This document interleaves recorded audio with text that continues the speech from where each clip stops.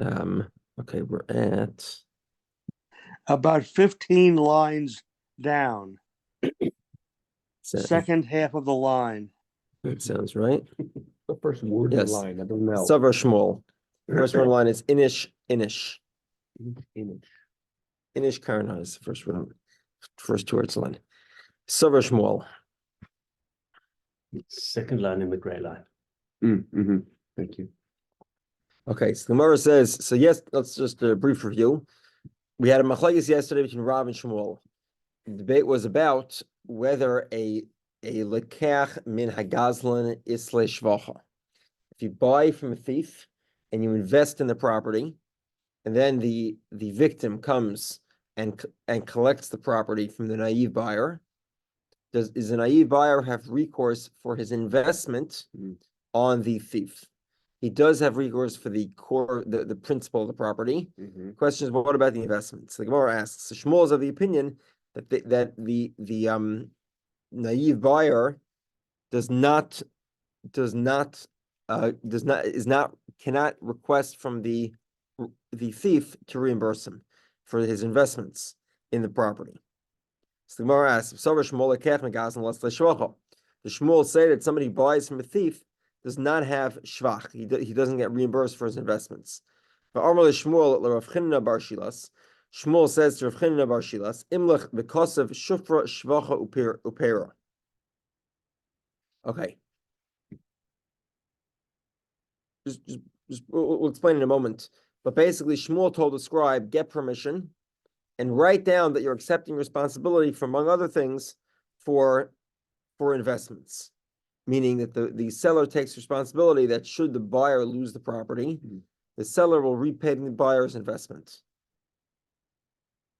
Going back to our example yesterday, we had victim Reuven, thief Shimon, and naive Levi, right? So basically, Shmuel tells the scribe, make sure that you have permission from thief Shimon that he takes responsibility for the investments made by and comes and takes away the field. Naive Levi will be reimbursed for those investments. Okay. Let's just go through each one. Shofra means that the investment will be paid from high quality property. Idis, the best of the properties, not ziburas, the worst category of property. Shvacha is investment, improvements of the property. And pera is the actual fruit. So if the property bears fruit and the victim comes and takes it away, so the seller, in this case, thief Shimon, would be responsible to reimburse Levi for the fruit. So now the Gemara says, what scenario are we referring to? If we're talking about where naive Levi actually purchased from borrower Shimon, so miyas leperi, a debt collector cannot collect actual fruits. If the field is filled with fruit, the debt collector does not collect the fruit. For Omer Shmuel, b'chayiv gave as a shvach in al peris loy. In the scenario where lender Reuven takes the property away from naive Shimon, naive Levi. Right. So then naive Levi has recourse on the principal of the property from borrower Shimon, also on the investments from borrower Shimon. But if the property had fruit, then lender Reuven does not collect the fruit. Oh, does naive Levi? Naive Levi gets to keep it. Okay. Even though it was something he himself invest in. It could be things that he did not invest in. For example, let's say he bought an orchard. Yeah. And the orchard presumably is going to grow every year, crop, and he didn't put in the effort. It just grew on its own. Yeah. The idea is sort of like this: with a debt collector, the debt collector has no rights to the property until the day he collects. So who else is the fruit? The fruit was sold to the buyer of the property. So of course it belongs to the buyer. Yeah. Why would the debt collector have any right to take the fruits? Sure. Okay, Elav must be Bilakach Megaslin.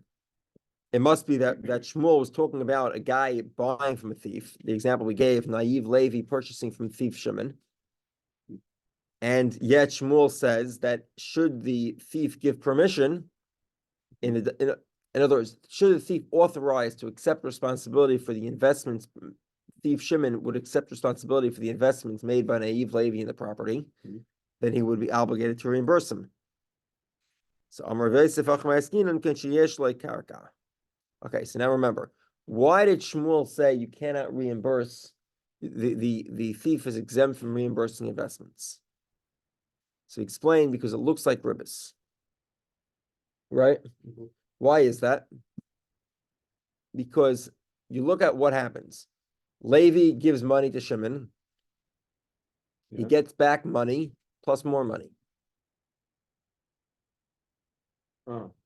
Now it happens to be there's a field also that I didn't mention, right? What happened initially, it wasn't a loan, it was a sale, right? But then the property was taken away, so it looks like a loan because it looks like he's giving money and he's taking back, more than he gave. So it looks like it's interest. Says the Gemara, what happened was he paid him back for the investments with property, not with money. So the money he got back was the same amount, but he also got back property. Abaya says,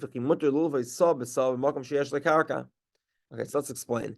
What is Sab B'Sab? We'll learn about it more in Ezu Neshech and try not to go too deeply into it. Ezu Neshech is the 6th parak of Bava Metzia, and that talks all about the laws of lending with interest. One of the things the rabbis forbade is to lend large quantities of commodities, right?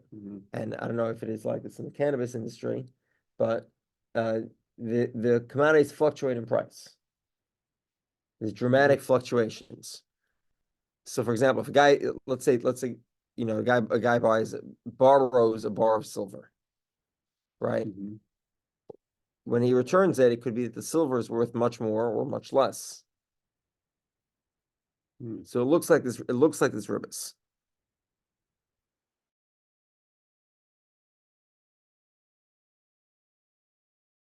And there are certain exceptions. We'll get to it. Regardless, says Abaya, what happens if you loan a sub-asal? You're loaning commodities, but you're paying back in property. Is that permitted? No, it's not permitted. So why is it any different? So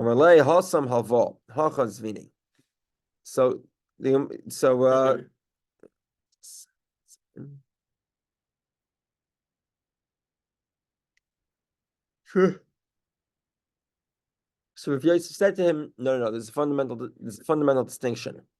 By loaning commodities, that effectively looks like ribbis. Over here, it just, let's explain it sharper. Loaning commodities is a type of rabbinical interest because it fluctuates in value. However, in this case, the problem in Amar Gemara is not because it is a type of ribbis, it's because it looks like ribbis. It looks like interest. Is it because whichever way you go, someone's going to be paying interest? In the case of Sabasa, yeah. Okay. Sabasa is a type of rabbinically prohibited interest. Whereas our Gemara, it's something that looks like interest. Because in actuality, in our Gemara, there's no interest at all. It's a sale. He's selling something. So therefore, because it's a sale, and originally it was a sale, and now he's paying back in property, therefore the thief is obligated to pay back for the investments. Ekadamri is slightly different variant of the same Gemara. Amar of Yosef. We're talking about where the thief made a kinyan. He accepted responsibility with a kinyan. Would it be mutter to lend commodities when there's a kinyan? So the Gemara says no. Meaning that is a loan and this is a sale. And meaning because it started off as a sale, the laws are much more lenient. Okay. So Gemara says Gufa. Omer Shmuel b'choiv goybes hashvach. Shmuel says a b'choiv, debt collector, they can collect the let's explain. Let's say lender Reuven lends borrower Shimon $1,000. Borrower Shimon only has one property worth 500, and he sells it to Naiv Levi, who invests in the property such that the property now is worth 1,000. Reuven collects the full 1,000 for his debt. Reuven has a debt of $1,000. He collects the increase in value of the naive buyer for his debt. So then the naive buyer collects that 1,000 from who that he lost? From Shimon, From from Shimon. borrower Shimon. Okay. Even though borrower Shimon probably doesn't have it, but whatever. Right. Rova says, "Hey, I'll prove it to you. Because every buyer writes the following statement in the document to the seller writes to the buyer the following: I know Akum, I will replace your loss if it's taken. Va'ashbi. 1 second. I will silence your claim against me, meaning another way to say I'll reimburse you. The idachi, I will purify you from any complaint. I'll solve your problems. The amrik, I'll erase. Zvini ilain inun v'amleon v'shafcheon. Basically, if any problem happens to the deal, it's my responsibility to erase that problem. Okay. Inun, the deal itself, amleon v'shafcheon, meaning the amleon is the work, the shafcheon is the investments. Ve'ekim kadomoch, and I'll stand in front of you, zvina denan v'kibalui, and desire this deal and accept it. Okay. Basically, it's written in every sale document that should something go wrong, the seller will have to reimburse the buyer. So Rav Chiya bar Rovan says to Rav, if this is the case, it's because it's written in the document.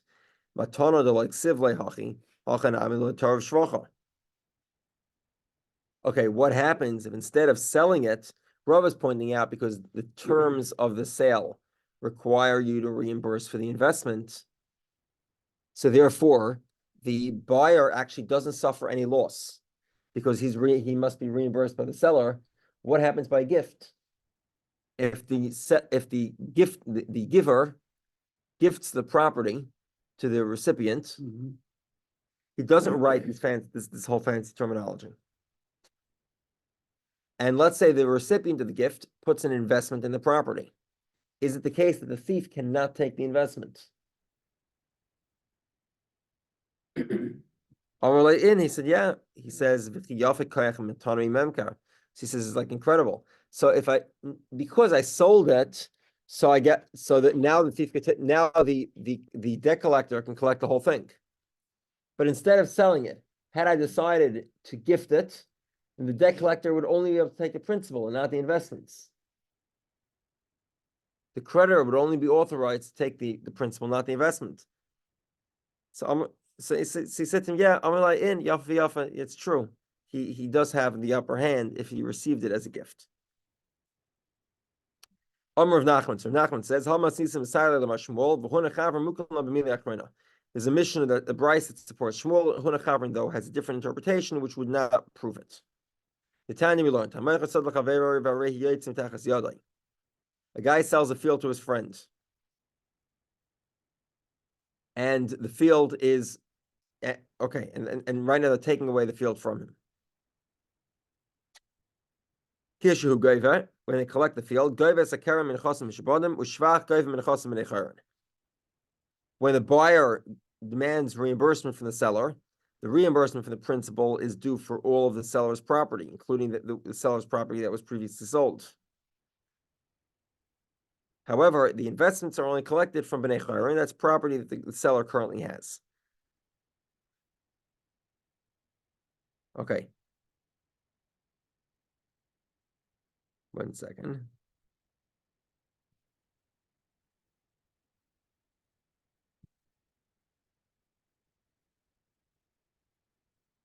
Yeah. Okay.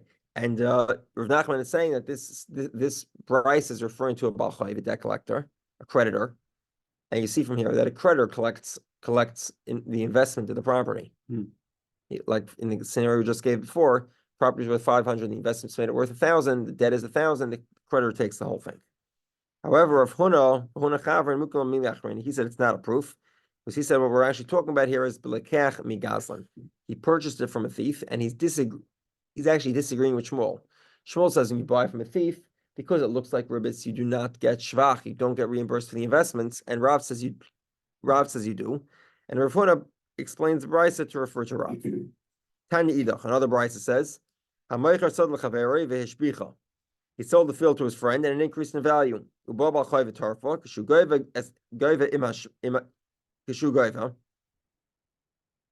Okay, when the debt collector comes to collect,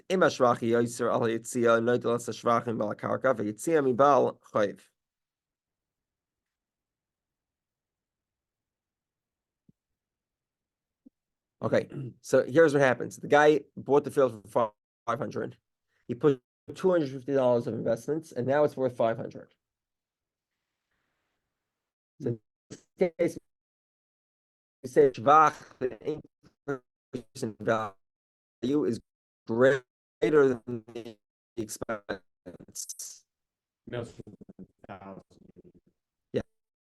Yeah. So by the MSP you got double an increase in double what he bought it for. Also, let's say he bought the property for 1,000, put into 15, now it's worth 15. The truth doesn't have to be double, it could be a third, whatever. Okay. One second.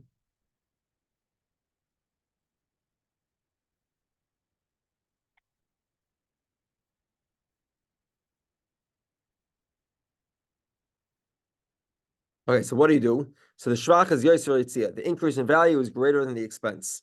So noitel says shvach in balakalka. You take the increase in value from the seller, and the cost from the creditor. The creditor has to reimburse him for the cost. However, if the expense is the creditor owes him only the cost, only the expenses up until the increase in value. Gemara says, what does Shmuel say about this brisa? If it's talking about buying from a thief, kasheresha, the brisa doesn't make any sense because according to Shmuel, you do not get reimbursed from when you invest after buying from a thief. It looks like ribbis. One second. Shmuel says the buyer from a thief does not get reimbursed for shvach. And if we're referring to debt collection, well then the reimbursement comes entirely from the seller, not even partially from the creditor. Why is it the creditor has to give the reimbursement here?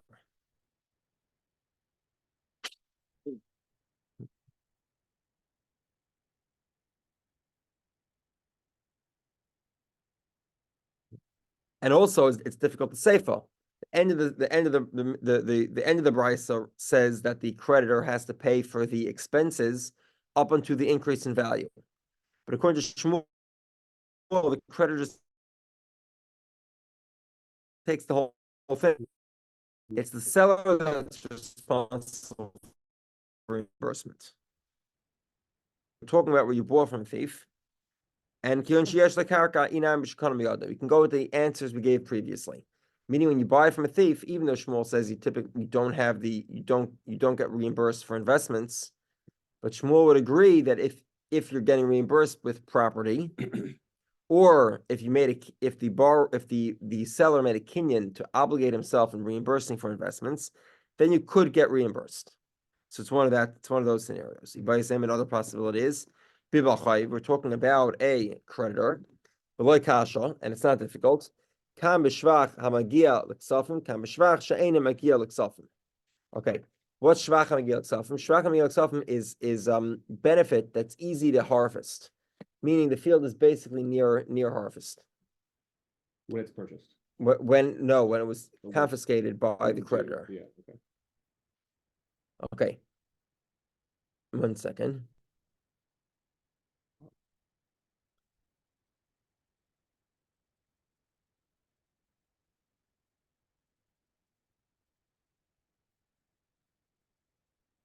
Okay. And because the benefit is so close to harvest, the fruit is so close to harvest, we require the lender to reimburse the buyer for the fruits. So the Gemara says it's not true. But and we have stories every day. The Kamagvi Shmuel and Shmuel would allow a creditor to take a field that was very close to harvest and not reimburse the buyer. He would not reimburse the buyer. Shmuel would allow that. So the Gemara says,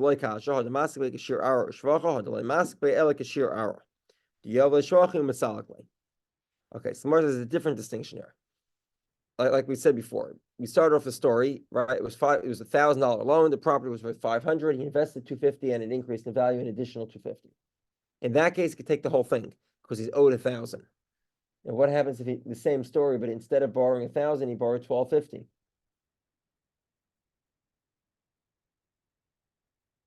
So now can he take the the contrary. Instead of borrowing $1,250, same story. He bought except that the creditor's loan was $750, less than the value of the field. So in that case, we say that the creditor who collects the field must reimburse the buyer for the excess above the debt. So in this case, he loaned $750. He's collecting $1,000. He has to pay for that $250. So this makes sense.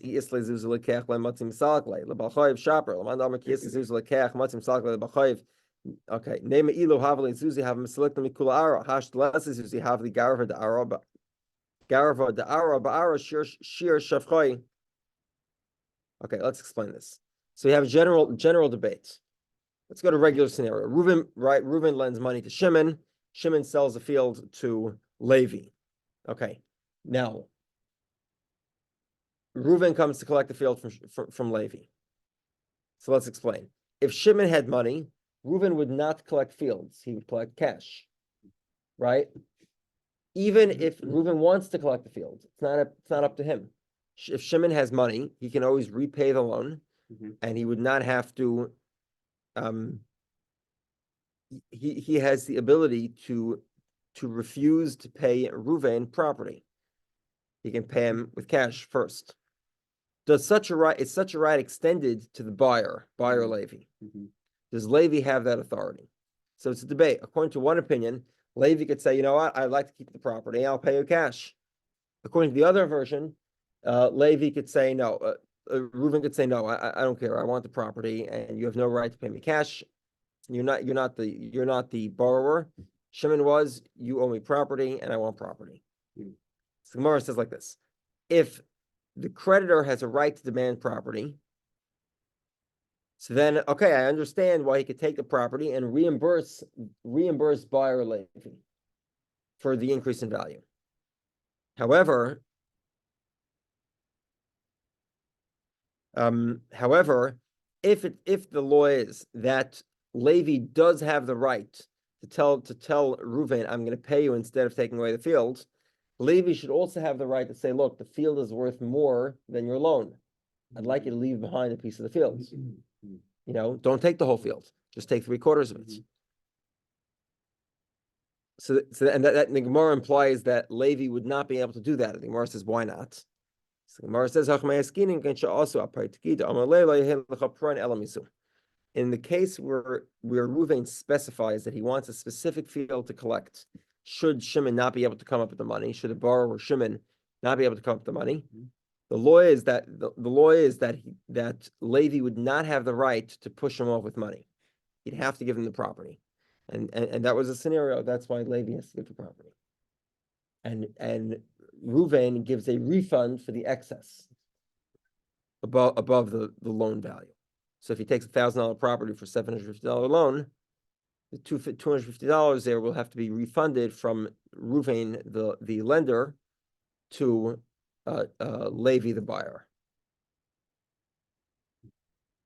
Okay, next Gemara. So it's an interesting story. Higar Basha Eina Shalai. You're dealing with what happened was we have our story. In the past, we called Levi naive, right? In this case, we can call him an idiot. Okay, why is he an idiot? Because he knew it was stolen and he decided to buy it anyway. So same story, right? Reuven is the victim, Shimon is the thief, Levi's an idiot. Okay, and Levi decides to buy a field that he knows is stolen. He knows it's stolen property. There's no question about it. He knows it was stolen. He bought it anyway. Okay, now what do you think happened? Exactly what you think, right? The victim came along and took away the field. And now the question is, what recourse does idiot Levi have? Do we say that, well, he's an idiot, so he gets nothing? He effectively gave up his money. Or do we say, no, I'll tell you a story. I'll tell you a quick story. I said this story once before. There's a guy who pulls up to a bank. He says, I need a loan. I'm going on a business trip in a couple of hours. I need a $5,000 loan. So the bank says to him, how do we know you're going to pay back? He says, listen, he says, I have a $50,000 car and I have a title with me. You can check the title. You can look at the car.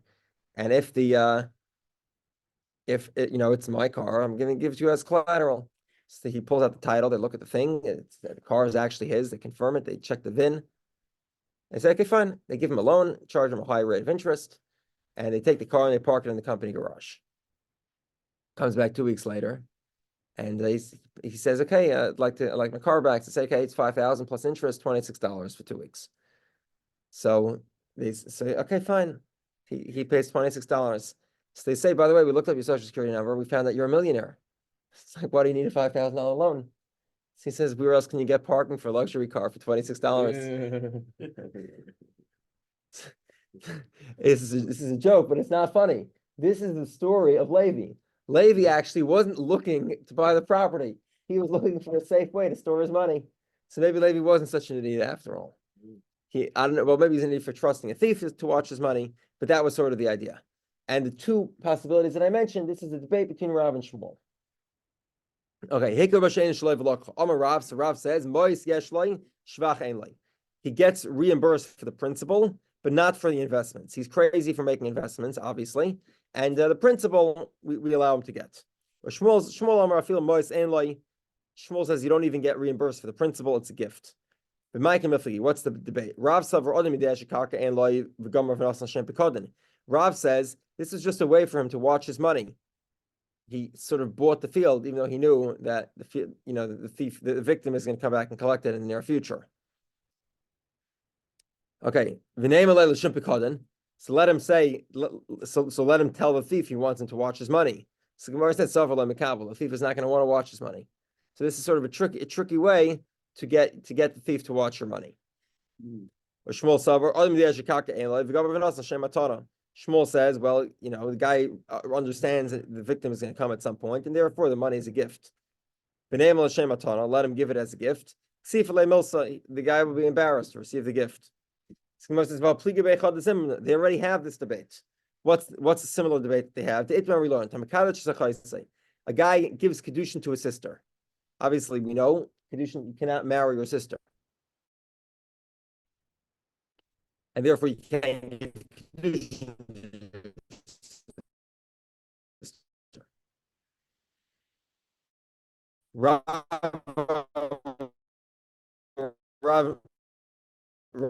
says, Rav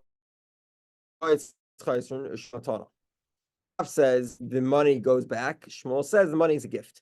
Rav the sister has to reimburse him. A person knows that there's no kedushin here, so he gave it as a pekadon, as an item to be watched.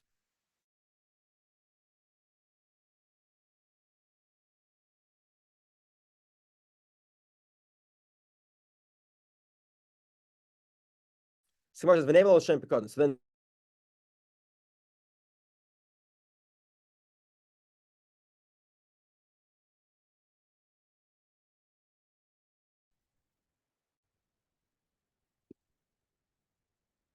I'm sorry, I lost you there for a second. I'm just continuing. Okay, so basically, so Shmuel says that the money for Kedushin is a gift. Why didn't he tell her it's a gift? Because she should be embarrassed to take the gift. So he said it was Kedushin. Okay, so Gemara says this seems to be an identical debate, right? We have a debate between a man, an idiot, buying a property from a thief, or a man marrying his sister. I want to say he's also an idiot, maybe. Okay, so Gemara says it's necessary to have debates in both categories. Why?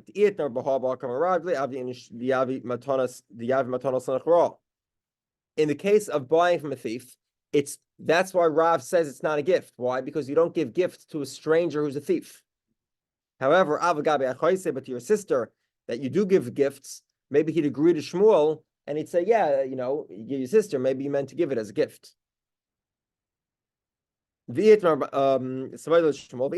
would have just said the scenario of a sister, I would say Shmuel, that because Shmuel says that the reason why it's a gift is because a person gives gifts to a sister. But in the case of a total stranger, when you don't give gifts, so therefore it's necessary to say Shmuel disagrees in both categories, Rav disagrees in both categories. According to both opinions. The Gemara says, "Hi la'ara b'may kanoches uperes heich yachol." Okay, how exactly the buyer knows that it was taken from a thief? The buyer knows he's buying from a thief. How was he allowed to go into the property in the first place? He knows it's stolen property. He's trespassing. So Gemara says, the Gemara doesn't really answer, but when Sover he thinks, "Ano echos la'ara v'evid ve'echol b'gavei yecha dahavik ovid iu." Okay, basically he says, I'll go and sort of make the property livable and manage the property the same way the original owner managed it. And when he comes back, he'll pay me for any of the expenses. Okay, I'm sorry. When he comes back, then the money that I gave, the money that I paid for the property, according to Rav, it will be I'll get it back. According to Shmuel, it will be a gift. So he's sort of helping out the victim. That's what his thought process is. Amar Rovas. Rava gives the halachic ruling. Hilchotza, the halacha is yesh lemois v'yesh leshvach. A buyer of a thief does get reimbursed for investments, not like Shmuel. Even if they did not specify it. The halacha follows Rav, not Shmuel, that if they recognize the guy, if the buyer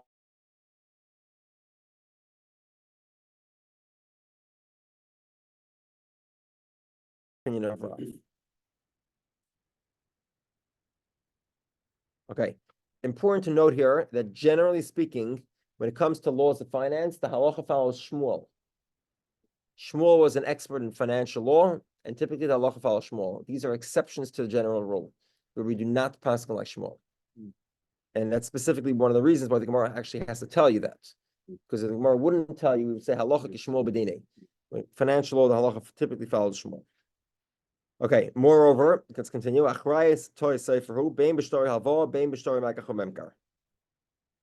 For getting in either a document selling property or a document of a loan, achrayas, meaning the ability to collect from mishubadim, property that's on lien because it was purchased by a third party, that ability is automatically considered part of every document, even if it wasn't written.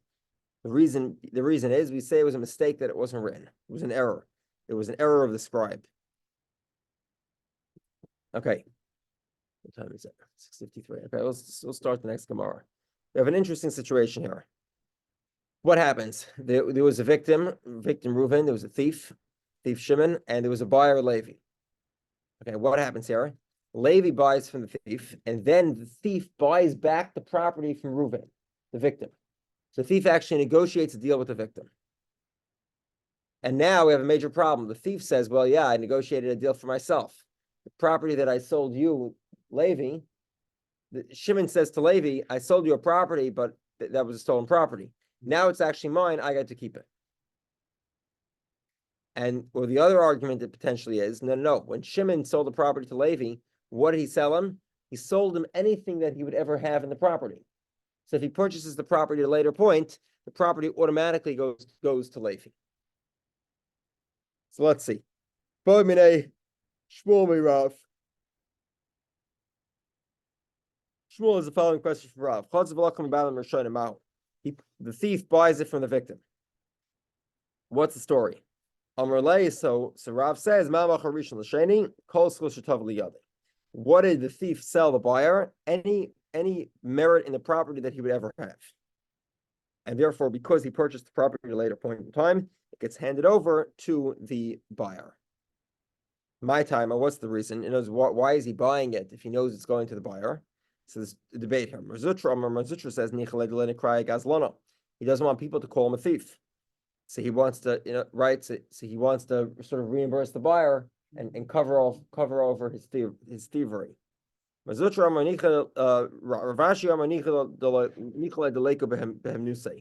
wants to be trusted.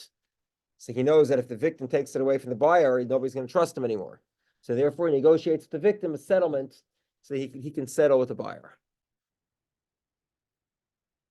My benai, what's the difference? So the Gemara has three different propositions. It's only the third one where the Gemara finally answers this question. Hopefully, we'll get to it today. The first suggestion is where the buyer dies. The reason is because he doesn't want to be called a thief. Well, the buyer in this case can't call him a thief. You know why? Buyer's dead. Okay. According to, however, he wants the children to trust him. So according to the opinion that he's trying to establish trust here, well, it's still relevant. So Gemara says not really, because Saif Bani Nami Karole Benela Kazlana. Karole Benela Kazlana. It's true that the buyer won't call him a thief because the buyer is dead, but the children of the buyer will call him a thief. So it's not really a difference. Both opinions really apply. Okay, second suggestion. Another possibility. The misgazlan. The thief dies. He doesn't want people to call him a thief. He died, so he doesn't really care. He's dead. That he wants to be trusted. He still wants to be trusted even after he dies. Someone says, well, his kids are still going to. Why does he want to be trusted? Presumably for his kids. Well, his kids will also be called the children of a thief. Because they are. Okay, so the final difference is the Yave b'matana. He gave the property as a gift. He wants to be trusted. In the case of a gift, he also wants to be trusted. However, according to the opinion that he doesn't want to be called a thief, but what that means is he doesn't want to be called a thief twice over. Once for stealing from the original owner, and a second time by selling the property, which is also in effect a stealing. He's stealing from the buyer. The buyer, because the buyer is going to lose the property, because the victim is going to take it back from the buyer. But in the case of a gift, the buyer won't lose anything. The buyer never made any investment in the property, never spent money on it. So therefore, according to the opinion that it's about establishing trust, there is trust to be established, and we say the field. And if he buys it back from the original owner, the field remains the field goes over to the buyer. According to the opinion that he doesn't want to be called a thief, in the case where he gifted the property, he isn't a thief, at least a second time, and therefore, when he negotiates a separate deal with the buyer, with the victim, the thief gets to keep the property. Okay, have a great day. And tomorrow is Shabbos. Okay, I'll have to put in a poll, and we'll take a poll and see if we want 8 o'clock in the morning or we want in the afternoon, an hour before minutes. Okay, I'll get it up later and send it around. Okay.